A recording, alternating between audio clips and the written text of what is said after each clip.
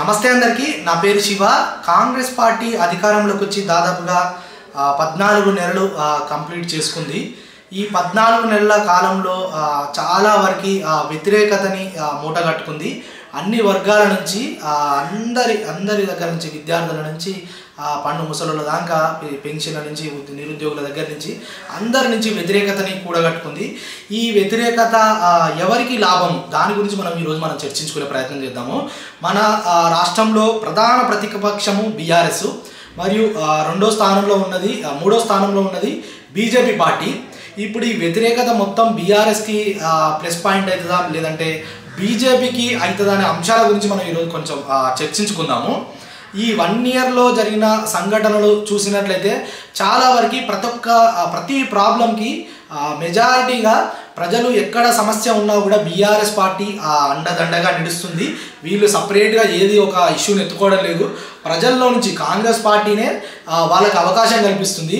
లగచర్ల కావచ్చు, హైడ్రా కావచ్చు, ఏదైనా సరే గ్రూప్ 1 విద్యార్థులది ఆ ఇష్యూ కావచ్చు, డిఎస్సి కావచ్చు, జియో 46 ఇష్యూ కావచ్చు, ఇలా చాలా రకాల అంశాల గురించి కాంగ్రెస్ పార్టీనే అవకాశం కల్పిస్తుంది ప్రతిపక్షాలకి మాట్లాడేటట్టుగా।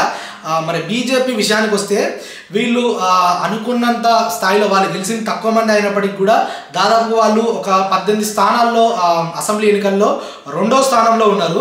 వాళ్ళు కూడా మంచి ఓట్ పర్సంటేజ్ వచ్చింది అసెంబ్లీ ఎన్నికల్లో। మళ్ళీ ఇంకా ఎంపీ ఎలక్షన్స్లో దాదాపు 8 స్థానాలు చెరి 8 అటు కాంగ్రెస్ ఇటు బీజేపీ 8 పంచుకున్నట్లే గెలుచుకోవడం జరిగింది। వాళ్ళకు కూడా ప్రజల్లో మంచి ఆదరణ ఉంది। ఎంపీ ఎలక్షన్స్లో వాళ్ళకి సాలిడ్ ఓటు బ్యాంక్ అనేది వచ్చింది।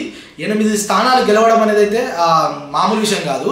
బీజేపీకి కూడా మంచి పట్టుంది తెలంగాణలో, కానీ వాళ్ళు అనుకున్నంత స్థాయిలో అయితే పనిచేస్తలేరు। ఈ సంవత్సర కాలంలో జరిగిన అంశాలను చూసుకున్నట్లయితే ప్రజలకి సమస్య అంటే ప్రతిపక్షాలు గుర్తు రావాలి। ప్రతిపక్షాలలో బీఆర్ఎస్ పార్టీని అండగా నిలుస్తుంది, కానీ బీజేపీ అంత ఫాస్ట్ రియాక్షన్స్ కానీ స్టాండ్ తీసుకున్నట్టు ఎక్కడ కనిపిస్తలేదు। ఒక్క హైడ్రా విషయంలో మాత్రమే వాళ్ళు నిద్రలు చేసి అక్కడక్కడ బస్తీ నిద్రలు ప్రారంభించారు।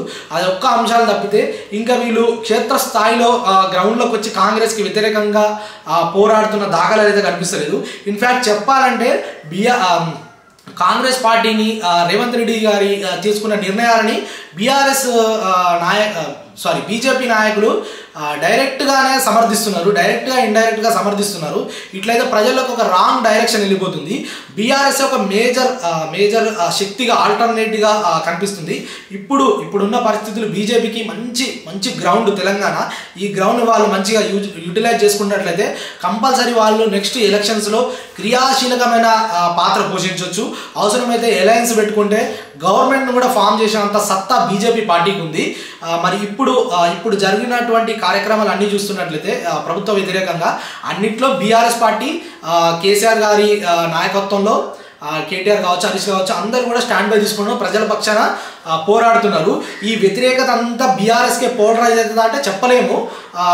అందరూ కూడా ఇప్పుడు ప్రజెంట్ సమాజంలో మన తెలంగాణ సమాజంలో కేసీఆరే బాగా చేసిండు, రేవంత్ రెడ్డి పరిపాలన కన్నా కేసీఆర్ పరిపాలనే బాగుందంటారు।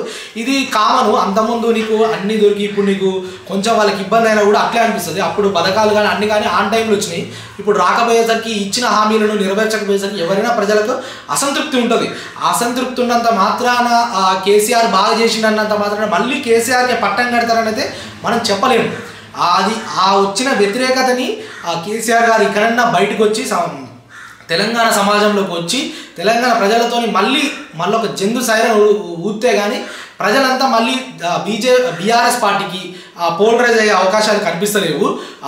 ఇప్పటి వరకు అయితే వచ్చిన ప్రజలకు ఎవరైతే ఆపద ఉందో వాళ్ళకి మాత్రం అండగా నిలుస్తున్నారు, అంతవరకే ఉంది। దాన్ని పోలరైజ్ చేసుకునే బాధ్యత మాత్రం బీఆర్ఎస్ పార్టీలో ఉంది। వాళ్ళ స్ట్రాటజీ ఎలా ఉందో తెలియదు, కానీ బీజేపీ విషయానికి వస్తే మాత్రం వీళ్ళు ఇంకా బీఆర్ఎస్తోని పోలిస్తే వీళ్ళు వెనకబడరని అనుకోవచ్చు। వీళ్ళు ఇంకా దూరం అవుతున్నారు ప్రజలకి।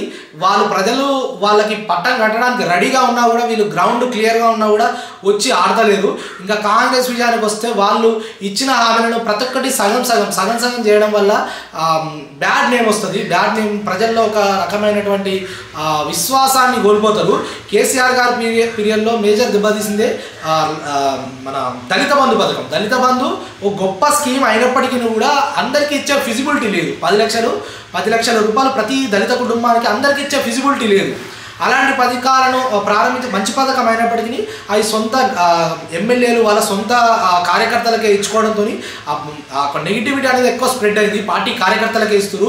జనరల్గా న్యూట్రలైజ్గా ఉన్న పబ్లిక్కి ఎవరైతే దళితులు ఉన్నారో వాళ్ళకి అందట్లేదని, దాంట్లో స్కామ్ జరిగిందని అలాంటి ప్రచారాలు ఎక్కువ జరగడంతో బీఆర్ఎస్గా ఆ పథకం ఎట్లా నెగిటివ్ అయిందో సగం ఇంప్లిమెంట్ అయ్యి మన బీసీ బంధు కావచ్చు, దళిత బంధు కావచ్చు సగం ఇంప్లిమెంట్ అయ్యాయి. ఇక మిగతా ఏ పథకం చూసినా కేసీఆర్ గారు హయాంలో స్టార్ట్ అయినాయి. 100% ప్రారంభమైనవి మరియు లబ్ధిదారులకు లబ్ధి చేకూరింది. అదే కాంగ్రెస్ ప్రభుత్వం చూసుకున్నట్లయితే రైతు రుణమాఫీ 40,000 కోట్లు అవుతున్నారు, తర్వాత 31,000 కోట్లు అన్నారు, తర్వాత 27,000 కోట్లు అన్నారు, ఇప్పుడు 22,000 చేసారు. అలా 18,000 కోట్లే రిలీజ్ అని 20,000 కోట్లే రిలీజ్ అని ఇంకా 2,000 కోట్లు 4వ పైసలు ఇంకా పడలేదు. ఇలా సగం చేసుకుంటూ పోతే అన్ని వర్గాలలో అసంతృప్తి ఉంటుంది. ఇంకా వాళ్ళకి బోనస్ అన్ని పంటలకు ఇస్తున్నారు. ఒకటి కాదు, అన్ని పంటలు, మొక్కలు, కందులు, జొన్నలు ఇట్లా ఎప్పుడు చాలా ఇస్తాను. వరిలో కూడా వరి మొత్తానికి ఇస్తాను, కానీ ఇప్పుడు సన్నాలకే పెట్టింది. ఇట్లా ఒక సెక్షన్ ఆఫ్ ఓటర్స్ని వాళ్ళు దూరం అయిపోతున్నారు. ఇంకా ఇప్పుడు ఆడబిడ్డలకి బతుకమ్మ చీరలు ఇవ్వలేదు, ఇంకా కేసీఆర్ కిట్టు, న్యూట్రిషన్ కిట్టు ఇలాంటివి చాలా దూరం అయిపోతున్నాయి. ఈ ఏ పథకమైనా సరే ఇప్పుడు రైతు భరోసా, రైతు బంధు ఉంది కదా, రైతు భరోసా దాంట్లో కూడా కొంతమందికి ఇవ్వడం కోతలు పెడుతున్నారు. ఇప్పుడు 2 ఎకరాల వారికి విడుదలైంది అన్నారు. చాలామంది చెప్తున్నారు, కామెంట్ సెక్షన్లో కూడా పెడుతున్నారు, ఇంకా వాళ్ళకి పూర్తి స్థాయిలో పడలేదని. కాంగ్రెస్ పార్టీ ఇంప్లిమెంట్ చేస్తున్నటువంటి పథకాలు సగం ఇంప్లిమెంట్ అవుతాయి అన్న మాట మాత్రం 100% వాస్తవం. అది కరెంటు ఉచిత విద్యుతే కావచ్చు, ఇంకా రైతు భరోసానే కావచ్చు, రుణమాఫీనే కావచ్చు, ఇంకా ఏదైనా కానీ ఇలాంటి పథకాలు చాలానే ఉన్నాయి. ఈ పథకాలు సగం ఇంప్లిమెంట్ అవ్వడం ద్వారా ప్రభుత్వానికే వ్యతిరేకత వస్తుంది. వీళ్ళు చేసిన పనిని 100% చేస్తే ప్రజల్లో కూడా వీళ్ళకి ఆ సెక్షన్ ఆఫ్ ఆడియన్స్ని సాటిస్ఫై చేసినట్టు ఉంటుంది. వాళ్ళ నుంచి ఇంకా మద్దతు పొందే ఆస్కారం ఎక్కువ ఉంటుంది. సగం చేయడం వల్ల వీళ్ళకే మైనస్ ఉంటుంది.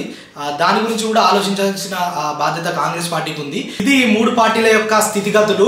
కాంగ్రెస్ పార్టీ చేస్తున్నటువంటి వైఫల్యాలను అందిపుచ్చుకొని బీజేపీ మరియు బీఆర్ఎస్ పార్టీలు అవే విజయ అవకాశాలుగా మార్చుకుంటే వాళ్ళు భవిష్యత్తులో అధికారంలోకి వచ్చే అవకాశాలు చాలా ఉన్నాయి. కాంగ్రెస్ పార్టీ ఇకనైనా సరే 100% ప్రజలకు వాళ్ళు ఇచ్చిన హామీలను నెరవేర్చాలని కోరుకుంటూ, నా ఎక్స్ప్లనేషన్ నచ్చితే మన ఛానల్ని లైక్ చేసి సబ్స్క్రైబ్ చేసి మీ దోస్తులందరికీ షేర్ చేయండి. ధన్యవాదాలు.